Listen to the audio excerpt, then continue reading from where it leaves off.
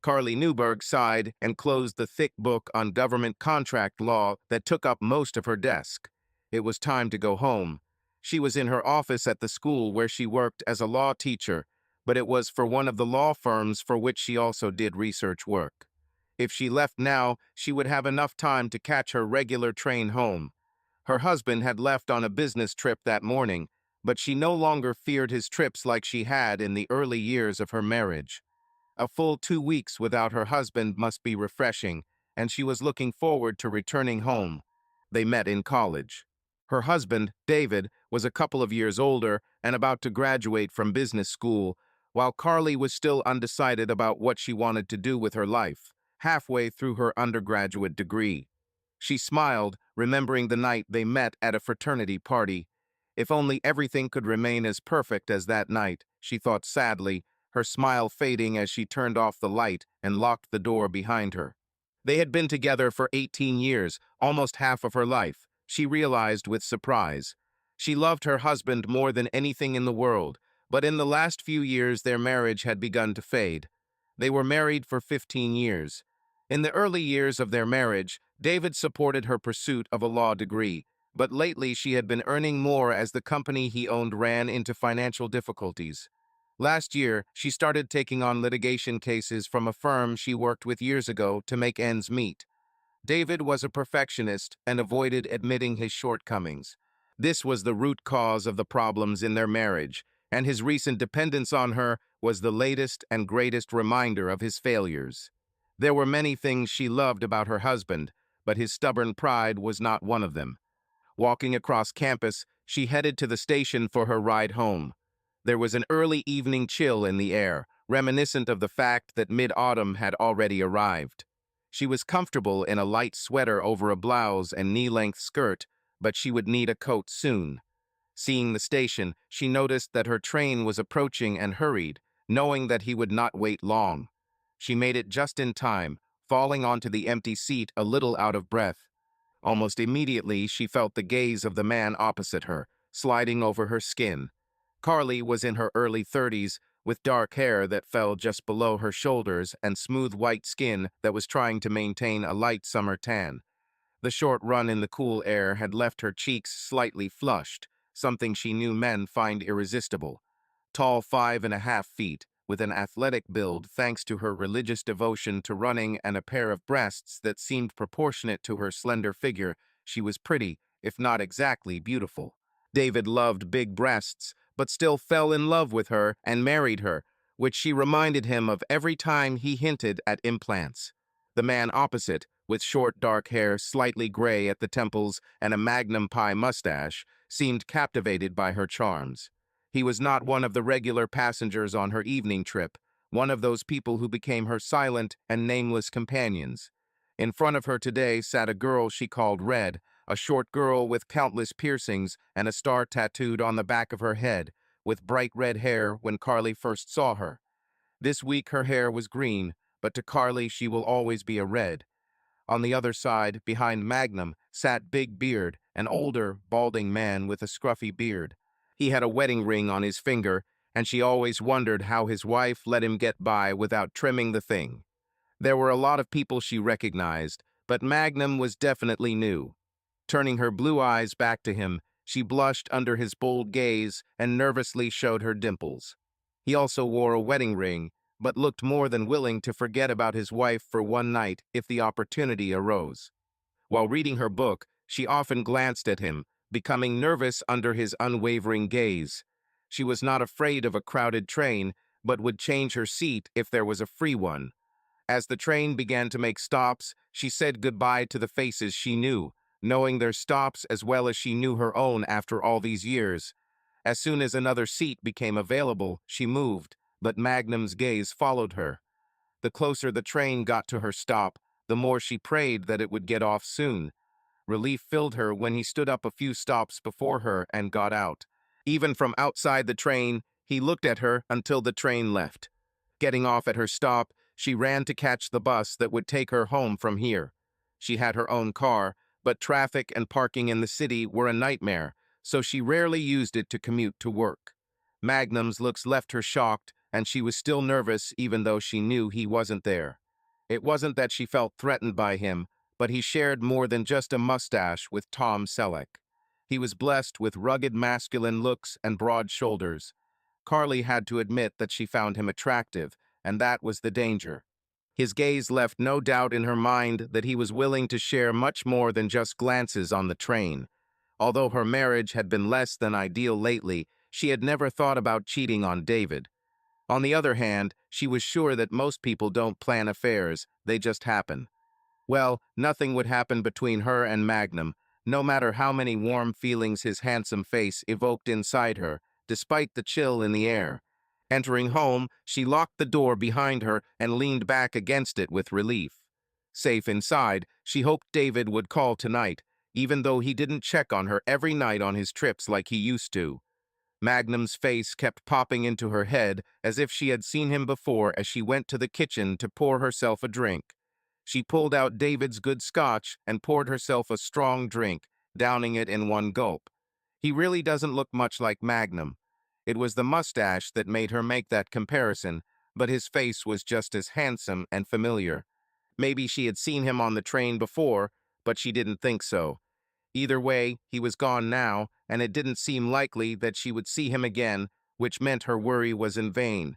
It was a small part of her that was worried that tonight would be the last time she would see him, which made her drink another glass.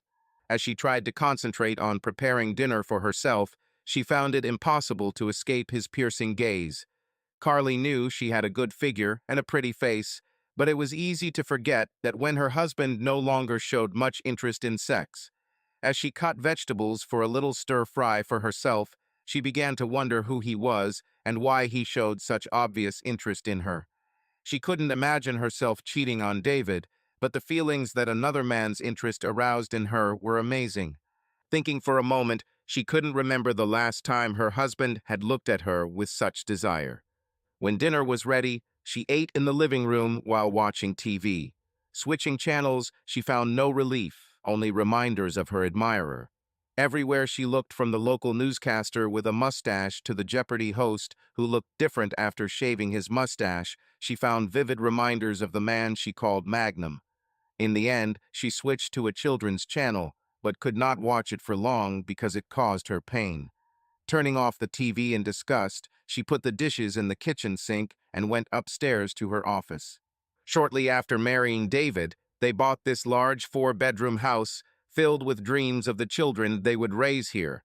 As Carly walked into what was supposed to be the bedroom for one of her children, she felt a sadness wash over her that hadn't happened in years. For her, law school seemed like something to do while she waited to get pregnant, but she became a member of the state bar and began working full-time at a firm before being forced to admit that something was wrong. David supported her, said that he was ready to do whatever it took, but how quickly everything changed when her doctor said that the problem was not with her, but with him. Her husband refused to accept any kind of defeat and could not bear to ask for help. Suddenly, he said, they didn't need children in their lives.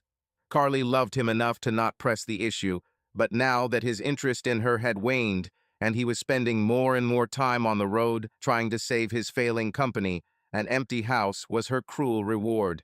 Every day of her life, she wished that the problems were in her so that they could at least try some of the treatments. She shook her head, thinking about some of the things people had said to her. "Oh, Carly, you're so lucky that you can travel all the time and not have to worry about kids." Or, "You have such a great figure, Carly. I wish my figure was the same as it was 20 years ago, but I don't. Got back into shape after having kids." Are you lucky? Wonderful figure. People could be so stupid sometimes. She knew that none of them meant to be offensive, but if they knew how much pain her comments caused, she was sure she would never hear them again.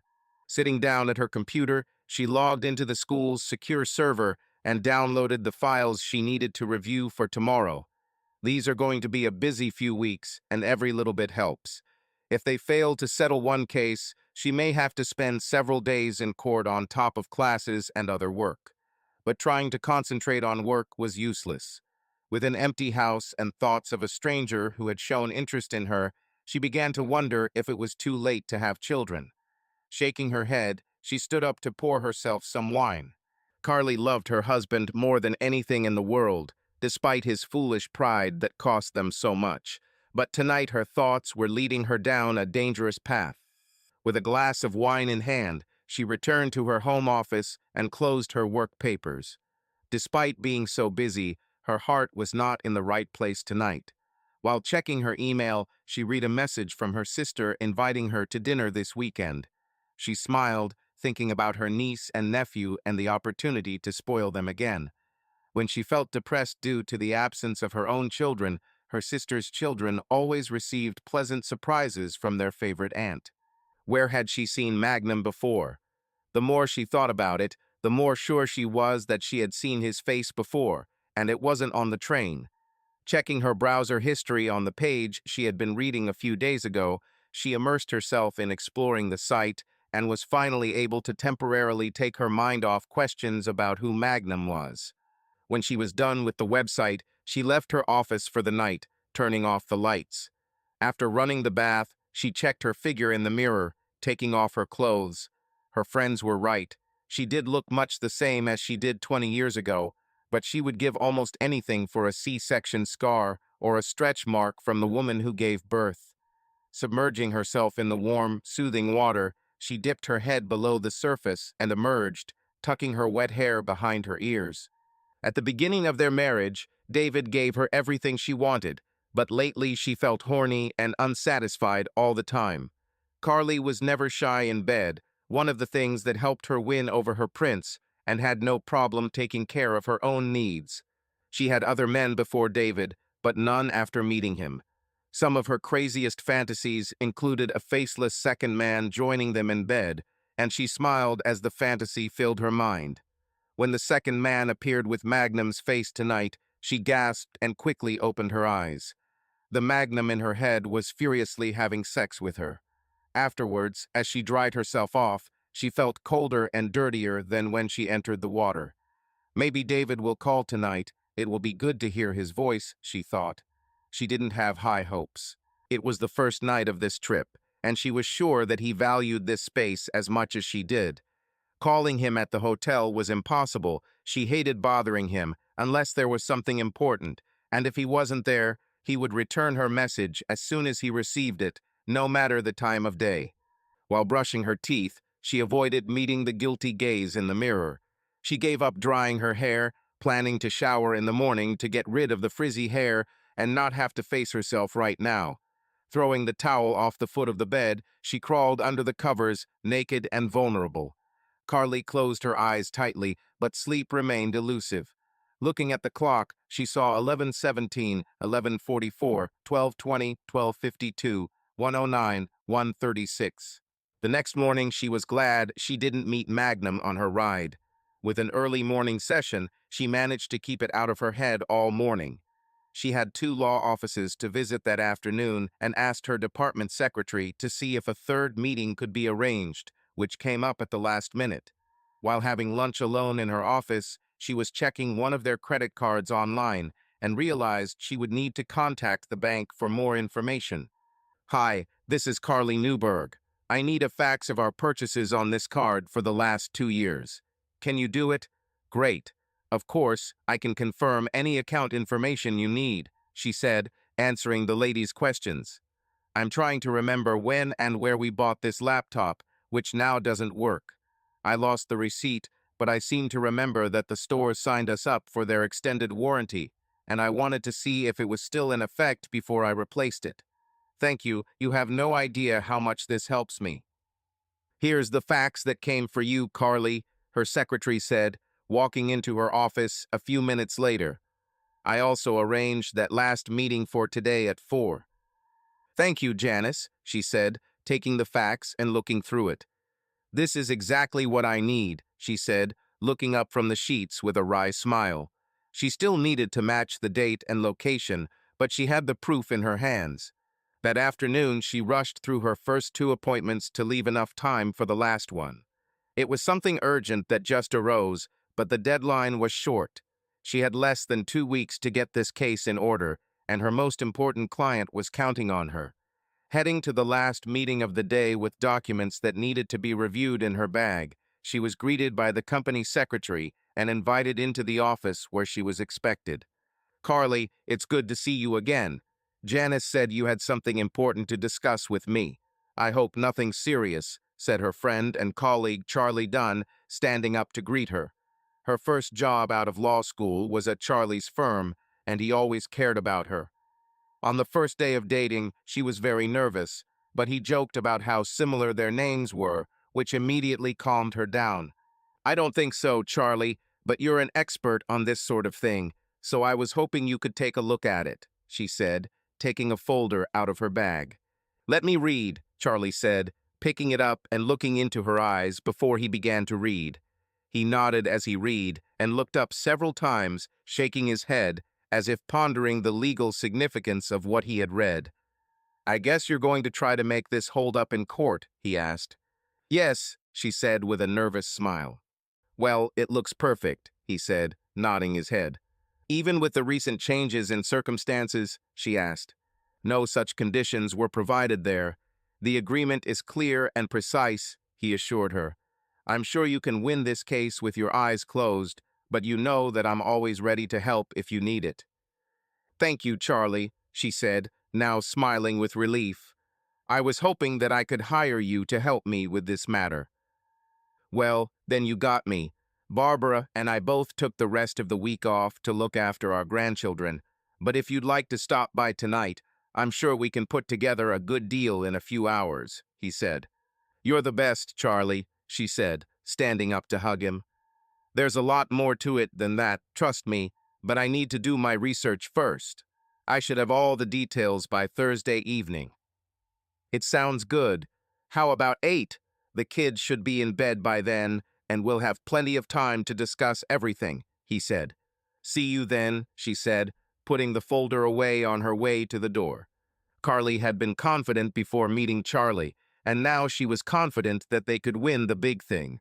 Of course, he was her friend, but she knew that wouldn't stop him from giving an unbiased opinion. She was confident they would have something good by Thursday. Meanwhile, she planned to check with several other experts on the subject.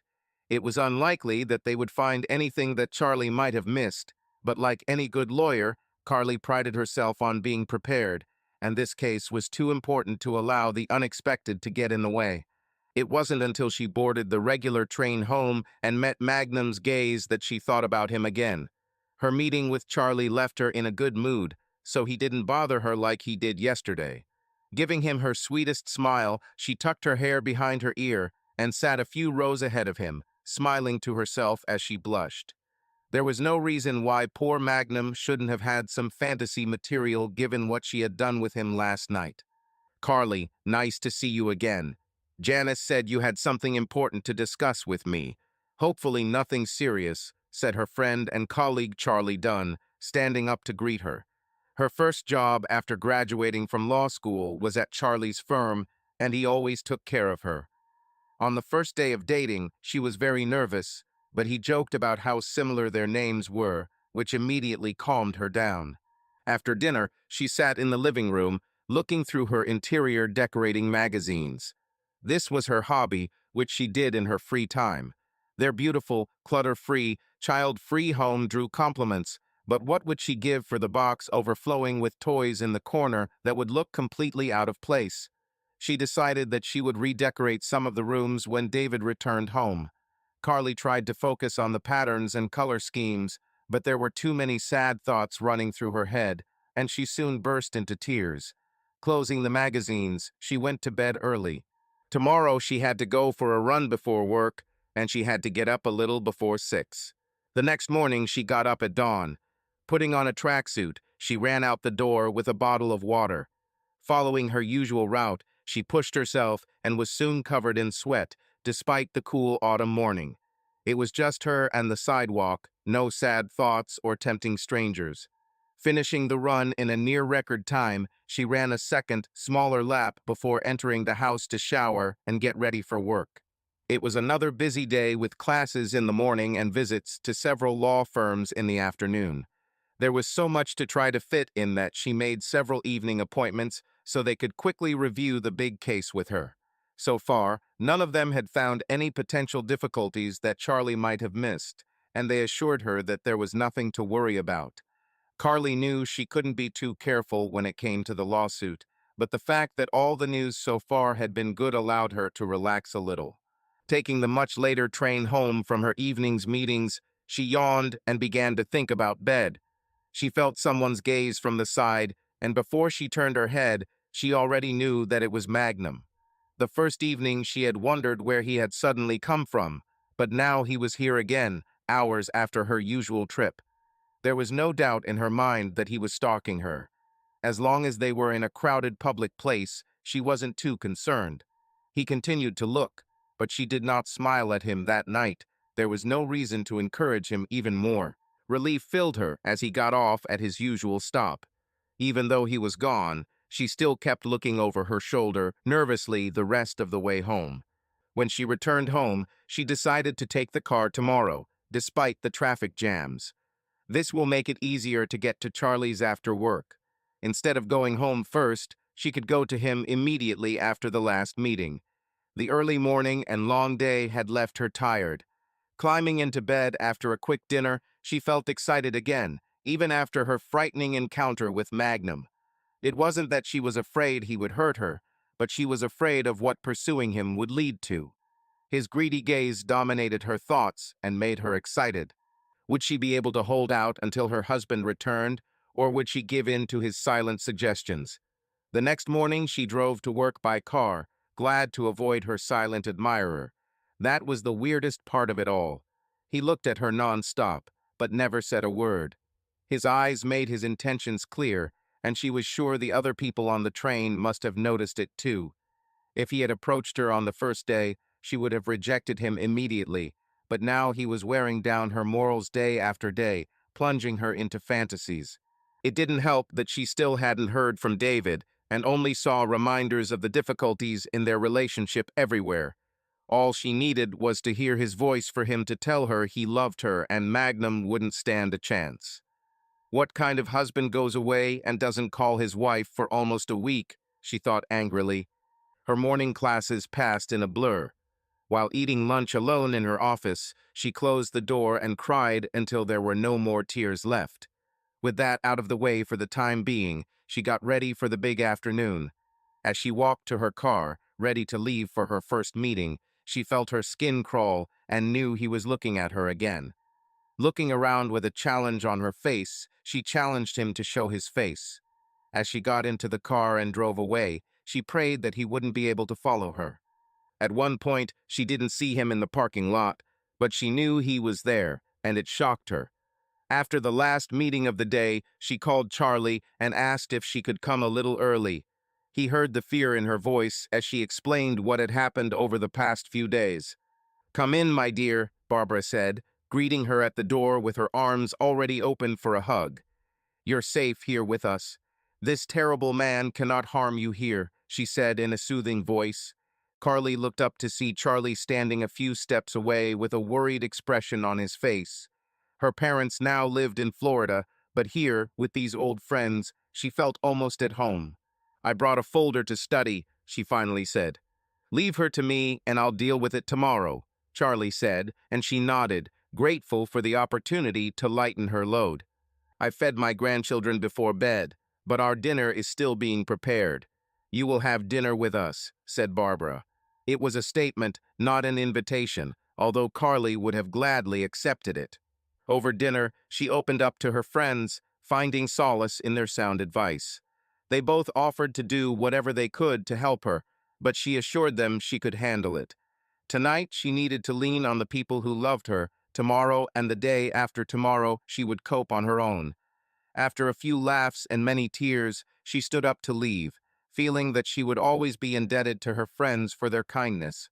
"You should stay with us tonight," Barbara said as Carly stood up, looking for her bag. "Oh no, I can't impose," she said, feeling guilty for dumping all her problems on them. "Nonsense," Barbara shook her head. "We don't have any free beds with the grandkids here, but you can share the bed with me and Charlie can take the couch for one night." "Really, it's not a problem," Charlie quickly added. "I'm so grateful for friends like you, "But I'll be fine as soon as I get home," she said. "Well, I don't like it," Barbara said, looking at her husband and waiting for him to act. She shouldn't be alone at a time like this. "If we can't convince you to stay, let me at least walk you home," Charlie said, and his wife smiled and nodded. "Please, you've already done more than enough this evening," she said. "We can't force you to stay, no matter how much I want to," Charlie sighed. "Will you call when you get home so we know you're okay?" "I promise," she said, smiling and hugging them goodbye. She tried to hold on in front of her friends, but the road home terrified her. Left alone with her demons, she fought to maintain control. The desire to turn off the road and cry almost overwhelmed her. She knew David wasn't going to call, and she knew Magnum would be looking for her tomorrow. Most of the time, she thought she knew what she was going to do, but every day that little part of her heart, which was uncertain, became more and more. When she got home, she looked around for a long time before getting out of the car and quickly heading towards the house. Frantically searching through the keys in a hurry, she began to cry before she found the right key and slipped inside. Frantically setting off the alarm after locking the door behind her, she leaned against the door, breathing heavily. Before calling Charlie, she forced herself to take a few deep breaths, which calmed her down. As soon as she hung up, she went to the bathroom and ran a bath. The next day, she left the car at home. This meant that she would probably meet Magnum again, but after a night of soul-searching, she was no longer afraid of him. No amount of his looks could make her do what she didn't want. Her day followed its usual routine, classes in the morning and meetings in the afternoon. Having finished her meetings earlier than usual on Friday, she caught the regular train home. "Where is he?" she thought, looking around the carriage. She waited to run into him, but he was nowhere to be seen. It was for the best. Meeting him again would be dangerous. Carly knew exactly what she wanted to tell him, but it was easier this way. The drive home was the most relaxing I've had all week. She could read her book in peace without anyone staring at her. From her train station, she made the short walk to where she was waiting for the bus. He was supposed to arrive any minute, judging by her watch. Still worried about meeting him, she looked around at the other people waiting for the bus until she was sure he wasn't there. Entering the bus, she felt completely calm. After a short ride, she got off and waited for the bus to leave before crossing the street. With no traffic in either direction, she took a step onto the road and stopped. Magnum. He stood across the street, giving her his now familiar piercing gaze. Suddenly, all the words she wanted to say to him disappeared from her mind as fear overtook her. Taking a step back, she walked up the street. Turning her head to look across the street hopefully, she saw him there, keeping pace with her, his eyes locked on her. She cursed her decision to wear heels today, knowing that she had no chance of escaping him. They were getting closer to her house, and she was on the wrong side of the street. Carly didn't know what to do. Should she continue walking to the gas station on the corner, or go to the neighbor's house? Once in front of her house, she noticed that Magnum had stopped several houses back. At that moment, she was sure that he knew exactly where she lived. Either he was offering her a safe path, or he was setting a trap. Her mouth went dry and butterflies fluttered in her stomach. Reaching into her purse for her keys, she ran across the street to the safety of her home.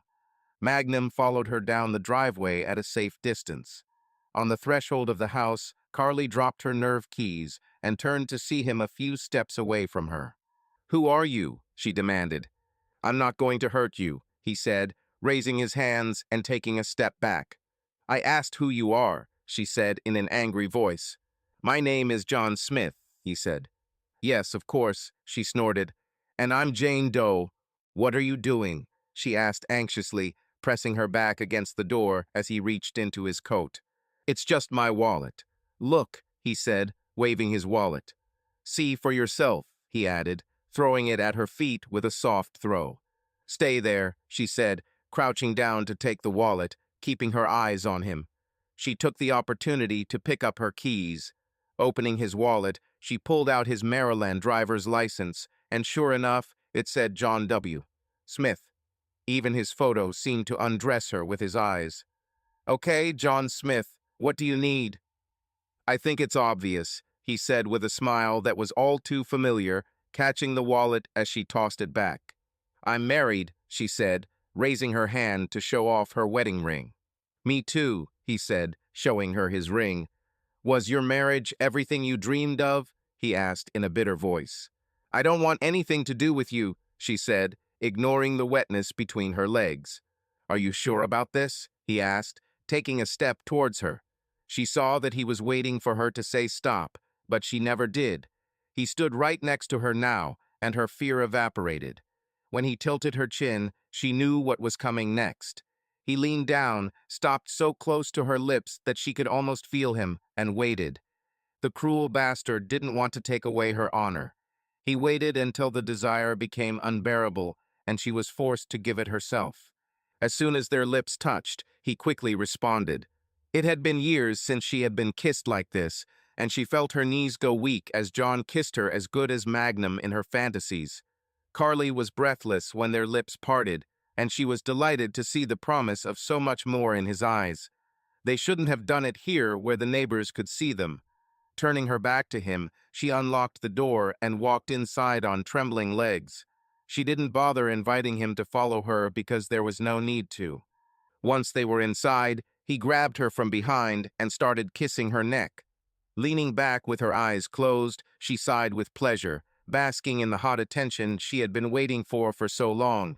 They had sex, so long awaited. She suddenly felt vulnerable and ashamed of what she had done. Glove-thigh inside, she knew she was better than this and wondered what had happened to the woman she once was. After what had happened, she didn't want him leaving to cause any difficulties. I knew from the moment I saw you that you were going to be hot, he said, grinning at her stern face. What we did here, it shouldn't have happened, she said evenly. But it happened, he said. You need to leave, she said as she walked away. Do I even know your name? He asked. Carly, she said before she could stop herself. She had already shared too much with this stranger. Carly, he repeated her name as if tasting it. That's a beautiful name. You're right, I need to go, he said, glancing at his wedding ring. But is this what you really want? This was not what she wanted. She wanted him to stay and have her all night, like she had been fantasizing about all week. Carly wanted to say, stay. She wanted to say, take me again. But just like when she let him in, it was easier for her to remain silent and let him do what he wanted. Taking out her husband's favorite scotch again, she poured them both a glass. She felt strange sharing his scotch with another man, but considering what else she had already shared with him, she didn't see how it could hurt.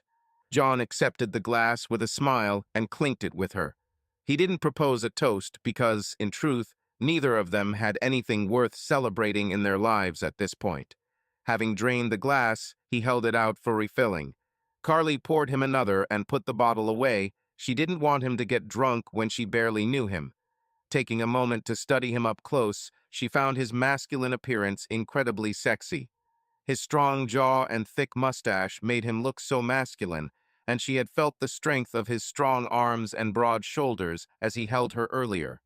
John was taller than her husband and looked in good shape with a flat stomach under his shirt.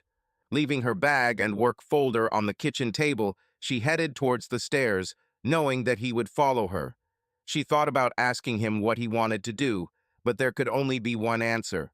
Leading him upstairs, she led him to the guest room. As much as she had lost her way tonight, she couldn't bring herself to bring him to her own bed. This she could save for her special man. The room looked so sterile and uninhabited that he should have immediately known that this was not her bedroom, but he didn't care where they had sex. At the foot of the bed, he attacked her with a flurry of kisses, lifting her into his strong arms. Together they fell onto the bed, a tangle of writhing limbs. It was a long, passionate night. Paroling off her with a groan, she pressed herself against him, kissing his chest. He had helped her more than she could ever imagine, and she could never thank him enough. She didn't know what to say, and he was breathing heavily. Taking a pack of cigarettes from his coat, he offered her one. Carly shook her head, but kissed him again and ran naked to get the ashtray. Having first looked into her bedroom for a robe to hide her vulnerability, she handed it to him and watched him smoke. After going to the bathroom, She took a long time to freshen up and returned to the empty guest room. "John," she called, looking around, but his clothes were collected and he left. Going downstairs, she looked out the door and saw him walking down the street. Having locked the door, she sank to the floor, suddenly feeling cold from inside. The tears she had been waiting for all night finally came.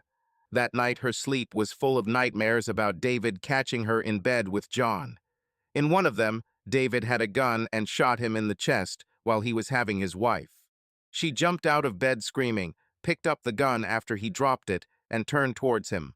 Smiling at her smugly, he opened his mouth to say something, but instead of a tongue, a snake slithered out of his mouth, and she pulled the trigger, waking up in a cold sweat with the loud sound of a gunshot still ringing in her head.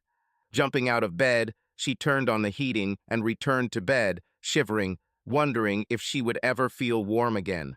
The next morning, she woke up feeling dirty and full of shame for what she had done. She was better than that. How could she let this happen? But it was useless to think about the past.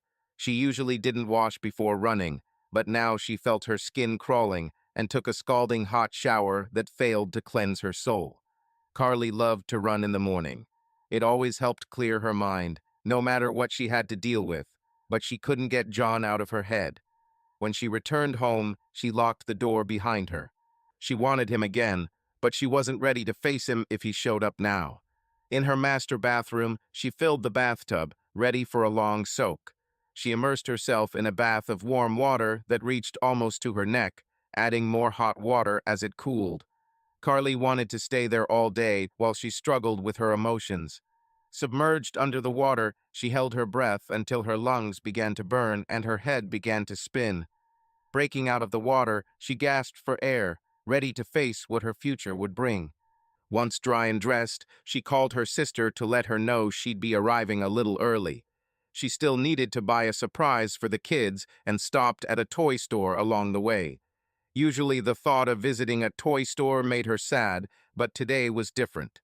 Now, with special gifts for her niece and nephew, she made the hour-long drive to her sister's house, arriving a few hours before dinner.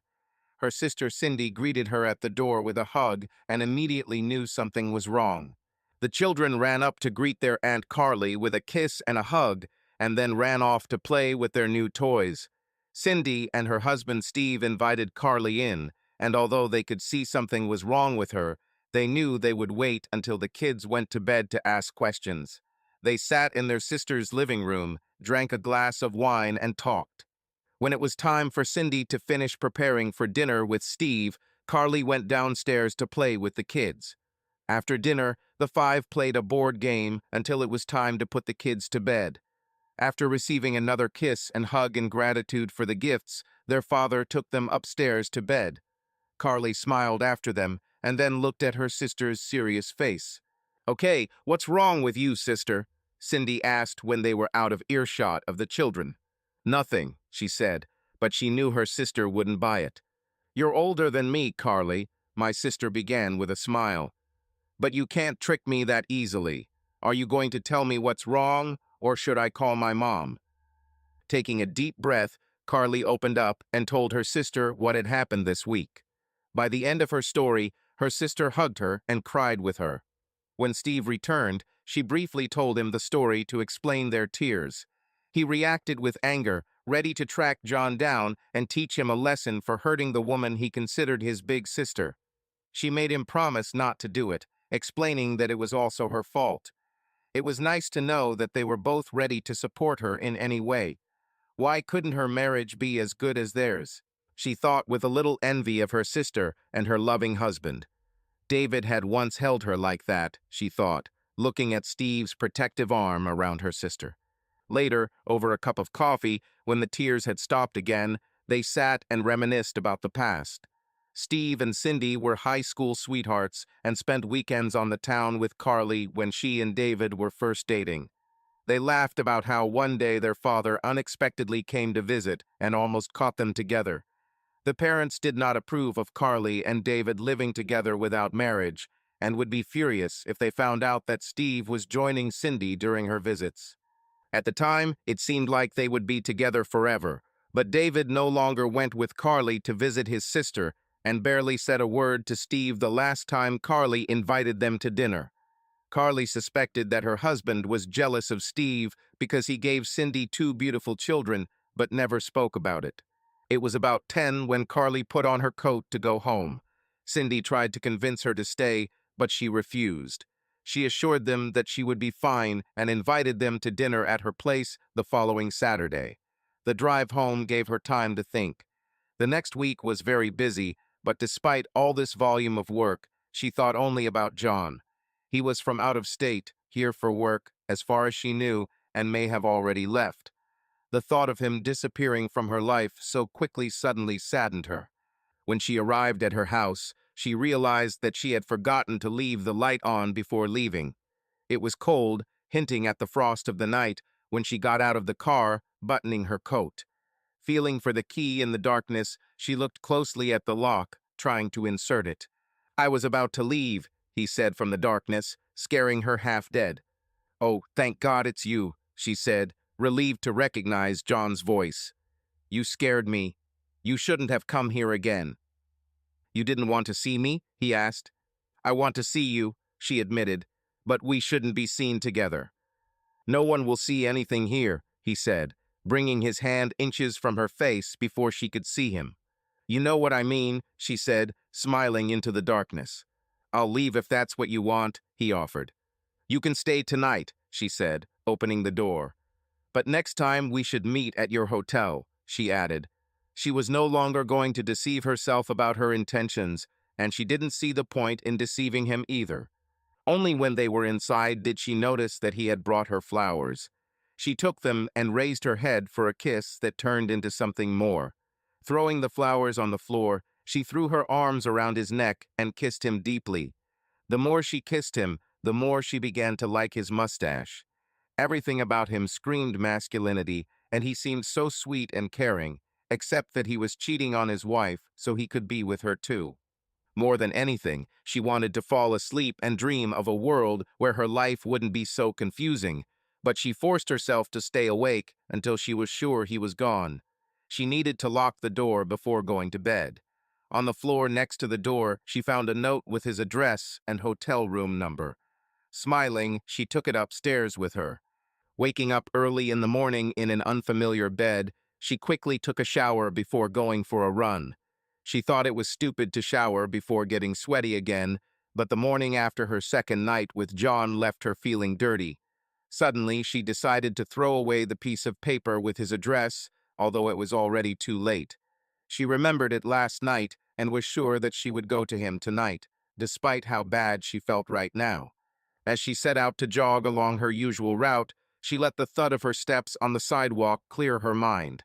Concentrating on deep breathing and physical exertion, she forgot about John for a while. As her thoughts returned, she focused on work for the next week. She will conduct her usual classes all morning, and her afternoon will be filled with activities. There were so many meetings to attend and others yet to be planned that it was enough to keep her mind occupied beyond her novel. As that word flashed through her head, she paused for a moment, completely stunned. It had not occurred to her until now that this had become a romance. Once might have been a forgivable mistake, but twice, with no end in sight, it was an affair that would undoubtedly destroy her marriage. When she got home, she didn't shower right away. Going to the kitchen, she prepared herself breakfast and looked with disgust at the mess in the kitchen. After eating, she stayed in her workout clothes to clean the house, starting with the kitchen. Once she finished with the dishes, she went upstairs to remove the sheets from the spare bed for laundry and vacuumed downstairs until it was time to put them in the dryer. Engrossed in cleaning, she went upstairs and cleaned the bathroom, looking longingly at the tub, knowing that she would soon take a long bath. After the sheets were returned to the bed, she carefully looked around the room, making sure everything was in its place before heading to the bathroom for a well-deserved bath. Easily immersed in the warm water for a long swim, Carly sighed and closed her eyes. She thought back on her life with David and wondered where it all went wrong. Was there anything she could have done differently? Remembering all the good times they had spent together, she was overcome with an overwhelming sadness. Falling into uncontrollable tears, she plunged into the water up to her chin and hugged herself to drive away the emptiness and cold in her heart. Carly wasn't sure where her life would take her from that day on, but she knew her immediate future included visiting John for more forbidden sex. After a long bath, she wrapped herself in a warm, fluffy towel and went to her bedroom. Searching her closet for something to wear tonight, she let the towel slide off her slender body. Looking in the mirror, she twisted and turned, trying to find something that could turn her husband away. Lifting her medium-sized breasts, she wondered if maybe those implants he always hinted at could help, until she became angry. Carly was always attentive, which helped her in her career as a lawyer, and she knew that many other men before John found her athletic body attractive. Running her fingers over the birthmark, she knew it wasn't the problem. David admitted that he found him attractive the first time they made love. Her face couldn't be a problem either. She was a bit plain in appearance, with thin lips that she relied on makeup to enhance, and straight, unremarkable hair that was a dark brown, almost black color, but there were other features that made up for it. Bright blue eyes, smooth creamy skin, and a pair of cute dimples made her look younger than she really was. Although she was 5 years older than Cindy, people often confused her with her younger sister. The more she thought about it, the more she was sure that the lack of heat in their marital bed over the past few years had little to do with her. To hell with him, she thought bitterly, he got what he deserved in the end. Tomorrow it will be exactly a week since he left on his business trip, and he has not called her yet. There could not have been a clearer sign of how little she meant to him. Once again, she told herself that she would no longer shed tears for a man who had not shown his love for her for so long. Tonight, when she returned, she would see if she could keep that promise. From her closet, she selected a scarlet top that showed off every detail of her modest cleavage. She didn't feel like wearing a skirt today, and while going through her trousers, she found the perfect thing: black leather trousers that she hadn't worn in years. They hadn't gone clubbing in a while, and the last time she remembered wearing them was to a Halloween party 3 or 4 years ago. She knew at first glance that they would still fit and remembered how they hugged her hips and butt. Perhaps even David would still find her attractive in them. Placing her top and pants on the bed for now, she applied some scented body lotion before putting on a red lingerie set. In the bathroom, she was ready for the finishing touches. A couple of drops of perfume, and she proceeded to apply it to her face. She didn't need much time, but she used a little blush to add color to her pale cheeks and a little eyeliner to highlight her eyes. Her lips were the feature she felt insecure about. Applying red lipstick to them, she smiled to herself and kissed the mirror, leaving a perfect trail of red lips on it, staring back at her. After blow-drying her hair, she used a curling iron to add some volume to the ends of her otherwise straight hair. Grabbing her purse and keys, she hurried downstairs, putting on her cute black shoes and coat before leaving the house. The hotel where John was staying was not far, but even a short trip gave her too much time to think. The first 2 times she cheated on her husband, John came to her. She was going to meet him tonight with one thing on her mind. Carly knew their marriage was already over before the first time, but that didn't mean it was easy. If he was already over, then enjoying herself with a man who made her happy was something she had to allow herself. Sunday traffic was light, and she parked at the hotel. As she took the visitor's seat, she wondered how long she would be here. Just a second, his voice came from inside as she knocked on the door. He opened it, holding his cell phone to his ear, and gave her a worried look. "What?" he said into the phone, clearly surprised. "Oh, it's just room service," he said, putting a finger to his lips and ushering her inside. "Look, I'll call you later, okay? Okay, see you tomorrow, bye." "Is it your wife?" she asked, noticing how good he looked even in a simple blue t-shirt and jeans. "Yeah," he said, walking past her and closing the laptop before she could look at the screen. Collecting the papers from the table, he stuffed them into his briefcase and put it away. "I was sure you would come, but I didn't think it would be so soon. Sit down," he said, pointing to the chair in front of her. "Do you love her?" she asked, lounging on the unmade bed instead of sitting on the offered chair. "Whom?" he asked, still confused by her unexpected appearance. Your wife. Do you still love her? She asked. Do you love your husband? He answered defensively. I asked first, she said. I don't know, he said with a sigh. There are a lot of things I love about her, and I can't imagine leaving her and the kids. He shrugged, trying to find the right words to complete the thought. What we did. I feel guilty about it, but at the same time I can't stop. With you, I feel a spark that hasn't been there in years. Do you cheat on her every time you leave? She asked. Does it matter? He asked in response. No, not for me, she answered honestly. There were others, but there were none like you, he said. Yes, of course, she said with an incredulous laugh. What about you? He asked, touching her leg. You were my first. I was a virgin about cheating before you, John, she said, making a joke out of her shame. And your husband? Do you still love him? He asked, sliding his hand higher. Part of me still does, but I know he doesn't love me anymore. Not only does it make what we do possible, but it makes it easier every time, she said, taking his hand and pulling him towards her. The conversations were pleasant, but that's what she came here for, she thought as he kissed her deeply. It was so nice to lie under a strong, handsome man who could satisfy all her feminine needs. With the first long, passionate kiss, she felt her skin flush. Running her fingers through his hair, she held his face close to hers, enjoying the feel of his spiky mustache on her soft skin. Reaching over, she began to lift his shirt, and he took the hint, taking it off himself. The sex was hard and fast, but too fast for her taste. Carly looked at John as he rolled away from her.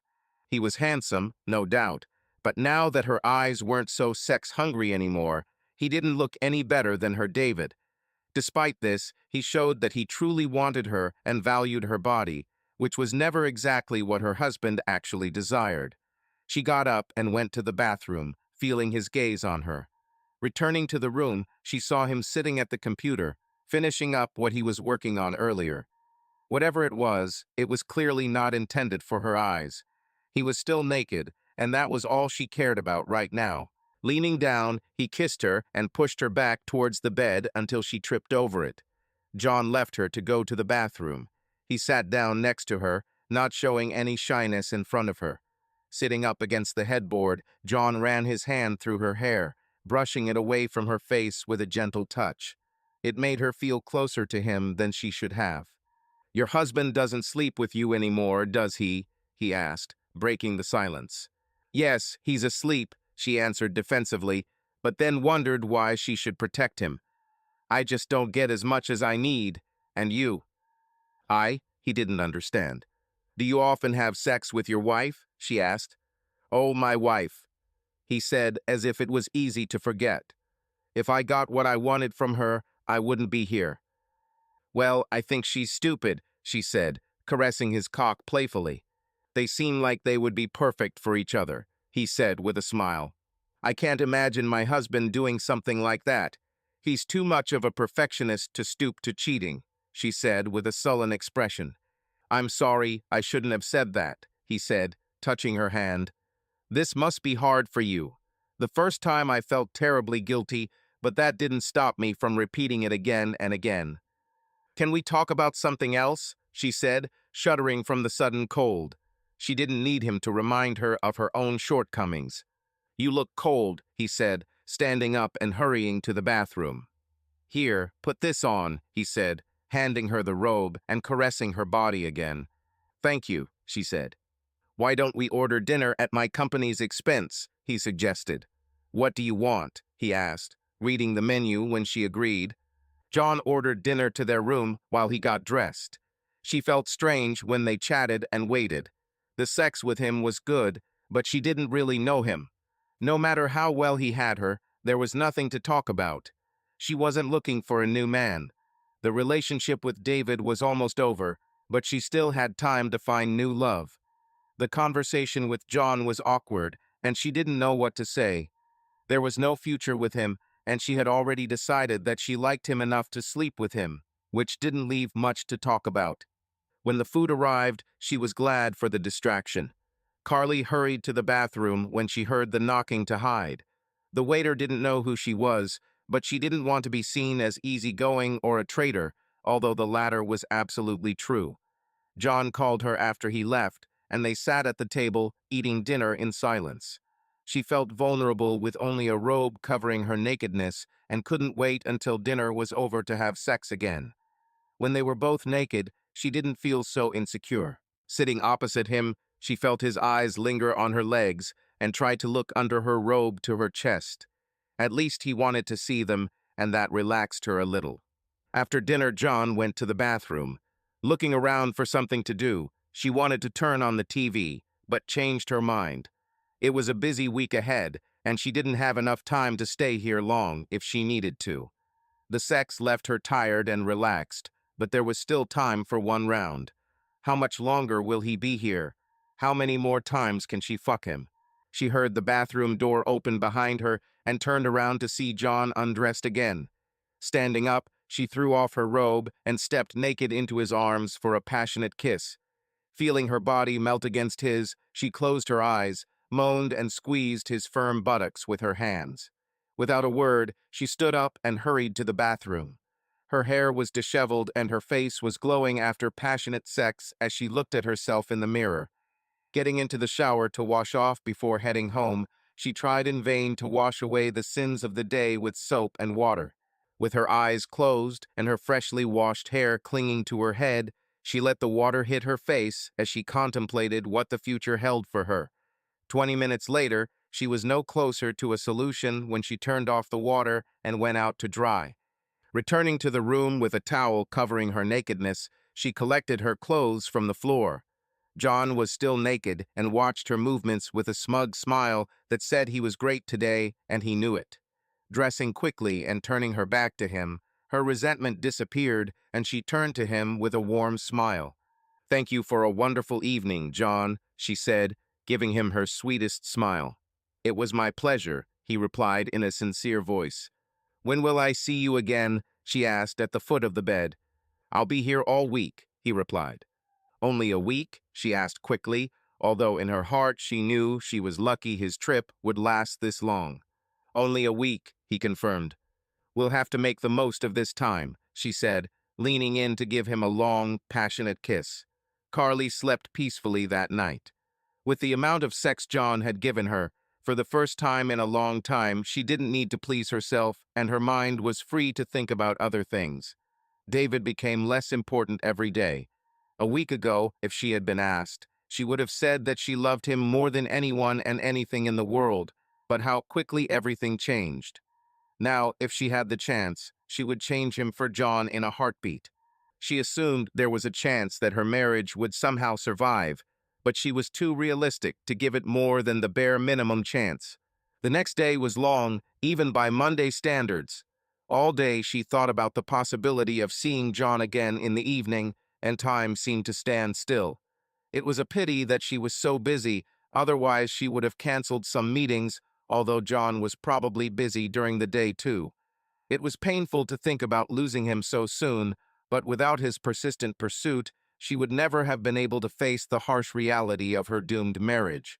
She owed him more than he would ever know, but during the rest of the week she would have a chance to show her gratitude. Looking forward to seeing John again, she arrived at the station early, but the train was late, which upset her.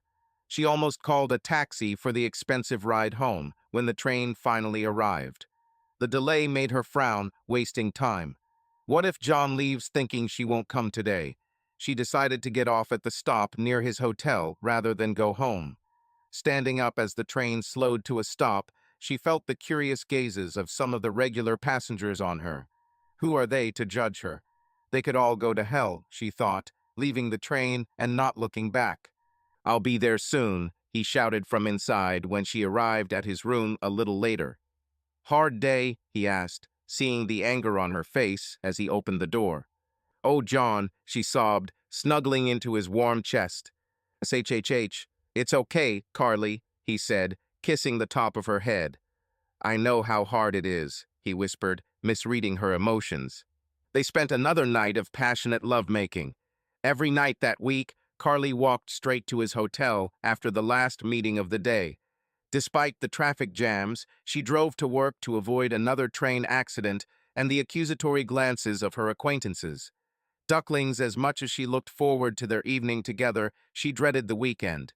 John was leaving on Saturday morning after rescheduling his original Friday evening flight to earlier in the week so he could spend another night with her. On Friday, she went to his hotel for the last time, with such conflicting thoughts in her head. She could never thank John enough for filling the void in her heart where love for her husband once bloomed. 2 weeks. Almost 2 damn weeks, and he hasn't even called her. Well, if this experience taught her anything, it was that living without her husband was not as difficult as she had imagined. After parking the car, she sat for a few minutes, calming down. Taking a deep breath, she opened the door and walked towards her lover. Her stomach churned with nerves as she rode up the elevator. Turning down the hallway towards his room, she took one last deep breath to calm herself and smiled before knocking on the door. John must have been waiting impatiently for her because the door opened almost immediately. "You look beautiful," he said, taking her hand and running it down her arm. "You don't have to say that," she said, blushing and looking away from the heat in his eyes. Today, she didn't even go home after work to freshen up. She looked the same every day of the week. "It's true, Carly," he said, leaning his head down to kiss her neck, to which she sighed. "Your husband is a fool. He doesn't understand how lucky he is." "Let's not talk about him," she said, biting her lower lip and looking past his shoulder. "Sorry, I didn't mean to." He began to apologize.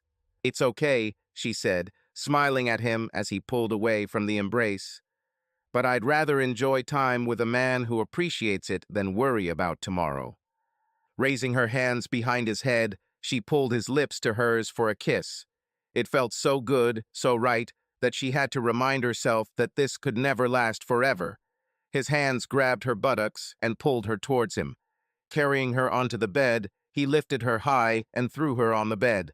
It was a little quick, but Carly only had herself to blame after she'd tried her best to seduce him since the moment she arrived. She still barely knew the man he was attached to, but the sex was so good that they could do the rest. Maybe she was deceiving herself. David had been so cold and distant since his business began to fail that any man who showed even the slightest interest in her would seem remarkable in comparison. Sex with a new partner was always passionate at the beginning, but who said it would last? As good as it was with John, she was looking for much more than sex. She needed a new man and a new life. Carly wanted a second chance to have the marriage she had dreamed of since childhood. A caring husband and beautiful children in a home full of love, that's what she needs. She still had a chance, but there was no more time to waste with a selfish man who didn't love her. "Do you want to go to dinner?" John suddenly asked, bringing her back to the present. "No," she said, her thoughts still racing. "I just want to stay here today," she said. "How about I order you something nice instead of room service?" he suggested. "I would love that," she said with a dimpled smile. "What should we order? Do you know the city?" he asked. He buttoned his pants but left his shirt unbuttoned. "Do you like sushi? I know a great place that will deliver, but it's a little expensive," she warned. At the same time, she pulled off her bra and reached for the zipper on the back of her skirt. It was never too early to seduce him again. "Order what you like, and so do I," he said, handing her the phone. After ordering dinner, her eyes met his, and she decided to have some fun. At first, she was ashamed to be naked in front of a strange man after all these years, but a week of passionate lovemaking relaxed her. The feeling of his approving glances sliding over her bare skin filled her with excitement. Knowing that a man found her so attractive was a huge relief after years of neglect from her husband. Wearing only panties, she began to pose on the bed while he sat in a chair with a cigarette in his hand and watched. Just as she closed her eyes to rest, there was a knock on the door. "John!" she exclaimed in panic as he wrapped himself in a blanket to hide his nakedness. "Just hide your face," he said, half laughing. His hand was already on the door, and she didn't have time to run to the bathroom. Burying her head under the pillow, she tried to curl up into a ball, but she knew the delivery man would still see her. "Just put it on the table. Sorry for catching us in the middle of something," she heard John say. "Ah, yes," the guy muttered, Carly felt her heart pounding as two eyes devoured her naked body. She heard John's buckle jingle as he reached into his pants for his wallet. "Here's your money," she said, and then there was silence for what seemed like an eternity. "Hey, here's your money." "Oh, sorry. Thanks," the guy said, and the door closed behind him a moment later. "Well, this guy got the best tip of the night today," John said, laughing next to her. "I can't believe you did this to me," she said, lifting the pillow from her head. Her anger was already evaporating, and the excitement of being seen took over her. "Relax, Carly. All he saw was an anonymous fine ass," he said. "He couldn't take his eyes off you, and who could blame him? The poor guy was probably hoping that I would invite him to join." "Damn you, John," she said, immediately starting to look for clothes. "It was just a joke," he protested. "Maybe if I hurry, I can catch up with him," she said, heading towards the bathroom with clothes in her hands. "Let me go," she exclaimed as he grabbed her hand. Pressing her against the bathroom door, he kissed her. She tried to resist at first, but it was too good to resist. "Sorry," he said with a sad look in his eyes, apologizing for this and much more. "If you still want to leave." Carly dropped her clothes and jumped into his arms, muffling his words with kisses. Back on the bed, John had sex with her gently this time, kissing her tenderly and making her feel great. The food was left forgotten on the table while they made love. Afterwards, they sat naked, leaning their backs on the head of the bed and ate dinner. They were only sent chopsticks, and John was completely clumsy with them. After several unsuccessful attempts, when his chest ended up in the sauce, he looked at her helplessly. With sadness in his voice, John mentioned the early departure. She took the hint and led him into the bathroom for a warm shower together. Returning to the bedroom after drying, she walked past her clothes and lay down in bed, patting the empty space next to her. "What are you doing?" he asked. "I want to stay here tonight," she said in a low voice. "If it's not right, I'll leave, but I'm not ready to lose you yet." "Of course it fits," he said, lying down next to her. The next morning, he woke her up with a kiss. Smiling, she let his lips linger on hers. Even after last night, she was yearning for one more round before he left. Reaching towards him, she felt his shirt on and opened her eyes in panic. "No, John, you can't leave yet," she exclaimed, and tears welled up in her eyes. "My plane leaves in an hour," he said. "I wish we had more time, Carly, but this is the end." "When will I see you again?" she asked. "Again?" he asked, clearly puzzled. "I need to see you again, John. What we have here is special," she said, letting out the emotions she had been avoiding. "Forget about your wife and my husband. We have each other now. Listen, Carly, it was fun for a week, but—" She saw him looking for a way out. "Oh God, what a fool I am," she said, trying to hold back her tears. "What have I done? My husband," she said in panic. "I can't believe I did this to him, to us. I need to tell him. I need to explain how sorry I am." "No, you are crazy. Listen to me, Carly. Are you listening to me?" he asked, waiting for her nod before continuing. "Just because there is no future for us doesn't mean you have to put up with it. Don't tell him anything. There are many men who dream of a woman like you. I'm sorry it can't be me, but you will find the right person. I will never forget this week," he said, kissing her lifeless lips one last time before turning and leaving. Outside, he took a deep breath. He's done a lot of terrible things in his life, but these last 2 weeks have been especially hard for him. Having caught the elevator to the lobby, he paid the bill and said that there was still a woman in the room who would leave within the hour. On the street, he got into a taxi and turned on his laptop, asking the driver to take him to the airport. Just as Windows finished loading, his cell phone rang. It was early, so he immediately knew who it was. It's time to make amends with Carly. "Hello? Yes, I'm on my way to the airport now.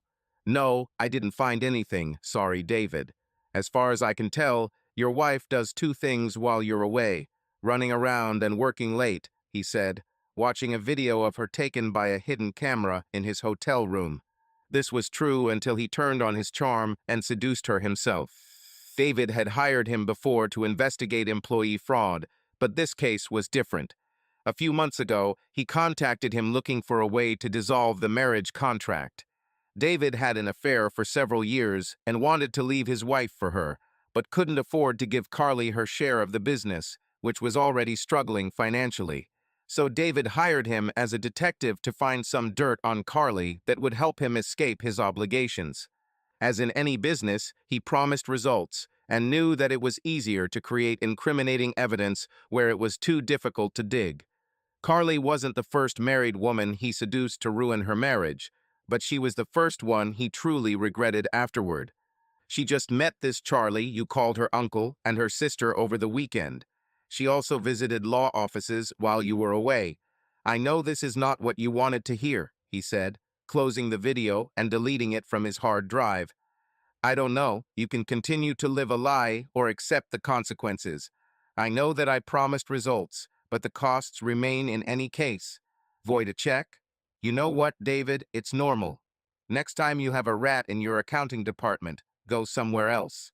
I hope you get what you deserve, he said, hanging up and turning off the phone. Looking through the photos he took, one by one, he deleted them. Poor Carly deserved so much better than that creep of a husband. He wished he could stay, but she deserved better than him. After removing the fake wedding ring, he organized his wallet and carefully hid the fake ID. It wasn't worth the risk of getting caught with him while boarding the plane. The airport was already in sight, ready to send him back to his empty life. Turning to look at the city, he hoped that Carly would take his advice and start a new life. As soon as the door closed behind John, a satisfied smile appeared on her face. Where are all the people who said she was wasting her time in drama classes in college now? She almost told him she loved him, but that might have been too much. Hopefully, this will be enough to keep him from telling David what happened, but it doesn't matter. Charlie told her there was no way out of this prenuptial agreement, and the best divorce lawyers in town agreed. However, it will be nice to see the look of complete shock on his face when she hands him the divorce papers and tells him that she knew all about his business trips. That first night, she realized that she had seen Magnum somewhere before. She refused to call him John because it wasn't his real name, and neither was Magnum. It was only while sitting at the computer that she remembered. Her husband had already used his detective agency to investigate fraud among employees. A few days before he left their website open on her computer, which triggered her memories. The question became, why is he following her now? Suddenly, she had to look at her crumbling marriage from a whole new perspective and prepare for her own investigation. Once she knew what to look for, everything became obvious. David had been so clumsy in his attempts to hide what he was doing that she felt stupid for not realizing it sooner. This fool even paid for hotels and dinners for himself and his mistress using the credit card they both used. Of course, she never used it, but her name was also on the account. David and his dependence on his precious miles. This thought made her laugh out loud. He wouldn't buy a loaf of bread without using this card. She couldn't wait to tell him that was how she knew for sure. Everything was on the extracts. A business trip to Florida, but visiting a hotel in the state, a conference in Chicago, but a romantic dinner for two at a chic restaurant in the city center, a trip to Montana to visit a sick uncle, and flowers from a local florist. Flowers. When was the last time he brought her flowers? Some of the trips may have been real, but she was able to match enough incriminating purchases with the dates in her diary to realize that he had been cheating on her for the past 2 years. She only checked 2 years of credit card statements, but that was enough. It would hurt even more to know exactly when it started. Despite the lack of passion in their marriage, she did not stop loving him until she realized that he had sent someone to spy on her. She could even try to overcome betrayal, but the thought that he considered her capable of such a thing disgusted her. For the first week, she didn't know what to do. The support of friends like Charlie and Barb and her sisters and family helped her calm down. She had already told them everything, and they were ready to help her in any way. In the end, she decided that the best revenge was to fuck the man her husband had sent to spy on her. The fact that this spy was a handsome and talented lover was an added bonus. This was another surprise that she hoped to give in person. At first, she almost felt sorry for David. Carly had never loved anyone the way she loved him, and the thought that she might never feel that way again was a sobering thought. She had originally intended to claim only the house and leave everything else to him, but 2 weeks of anger had hardened her heart. She was going to take whatever the marriage contract guaranteed her, which was half his share of the company. In the beginning, David had 3 partners, and it was they who insisted on a prenuptial agreement to protect their interests. They all also had agreements with their wives. Over time, David bought them out one by one, but the marriage contract remained clear. She was entitled to half his share. She was going to take every last one, minus the cost of his half of the house. Carly didn't think his business would survive, but David had no one to blame but himself. If he were even half as hard on his business and their marriage as he was on his novel, he wouldn't be in this situation. Carly sat in the kitchen, enjoying the morning sun that streamed through the window. There was an amazing mixture of relief and determination inside her. She knew there was still a lot of work ahead, but she was ready to cope with any difficulties. There were legal battles, emotional struggles, and a lot of changes ahead of her, but she was confident that she could get through it with her head held high. The following week, Carly went to the law firm to discuss the divorce process with her lawyer. Charlie was there, supporting her, and she felt confident knowing that she had such friends. The meeting was successful, and they began preparing documents for divorce. When Carly handed David the divorce papers, he was stunned. He did not expect that she would find out about his infidelity and take such drastic measures. His anger and attempts to justify himself had no effect on Carly, who remained calm and collected. She made it clear that their marriage was over, and she intended to move on. The divorce process was not easy, but Carly endured it with dignity. David tried to fight for his assets, but the prenuptial agreement was on her side. In the end, she received half of his share in the company and the house. Her lawyer made sure all conditions were met so Carly could begin the next chapter of her life with confidence. After her divorce, Carly decided to focus on her career and personal life. She continued teaching and working on research projects, and also began taking yoga classes and volunteering. Her life became more balanced and rich. A few months passed, and Carly felt ready to reopen herself to a new relationship. She began attending social events and meetings, and soon met Mark, a kind and considerate man who appreciated her for who she was. Their relationship developed slowly but surely, and Carly felt that she had finally found someone who could become her true partner in life. In the end, Carly realized that her experience with David, despite all the pain and betrayal, made her stronger and wiser. She learned to value herself and her needs, and this led her to true happiness. Life went on, and Carly moved forward with confidence, knowing that her future was in her hands. Subscribe to our channel so that your love doesn't cheat on you, and go ahead and listen to the next story, because this story is nothing compared to the next one. If you're under 18, don't even click to the next one.